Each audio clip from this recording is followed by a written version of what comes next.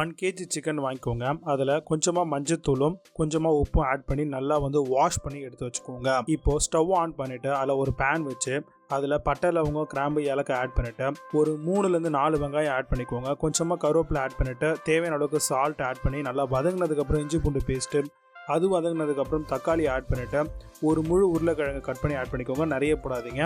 இந்த டைமில் சிக்கனை ஆட் பண்ணிவிட்டு 1 ஸ்பூன் அளவுக்கு மிளகாய்த்தூள், மல்லித்தூள், 1 ஸ்பூன் அளவுக்கு சிக்கன் மசாலா, 1/2 ஸ்பூன் அளவுக்கு கரம் மசாலா, 1 ஃபுல் ஸ்பூன் அளவுக்கு பெப்பர் பொடி ஆட் பண்ணிவிட்டு நல்லா மிக்ஸ் பண்ணுங்கள். இப்போது வெந்து வரும்போது தண்ணி விடும் சிக்கனில். இப்போ ஒரு லெமனை ஸ்க்வீஸ் பண்ணி விட்டுட்டு கொஞ்சமாக புதினாவும் ஆட் பண்ணிக்கோங்க. ஃப்ளேவர் வேணும் அப்படின்னா, வேண்டாம் அப்படின்னா நீங்கள் புதினாவை ஸ்கிப் பண்ணிடலாம். இந்த டைமில் நல்லா கொஞ்சமாக திக்காக வரும்போது கொஞ்சோண்டு தண்ணி ஊற்றி நல்லா வேக வச்சுக்கோங்க. இப்போ நல்லா வெந்து வரும்போது தண்ணிலாம் இறுகிடும். இந்த டைமில் கொஞ்சமாக கொத்தமல்லியை ஆட் பண்ணிவிட்டு நல்லா மிக்ஸ் பண்ணி விட்டுட்டு நீங்கள் ஸ்டவ் ஆஃப் பண்ணுங்கள். சூப்பரான chicken potato masala ready. Try பண்ணி பாருங்க.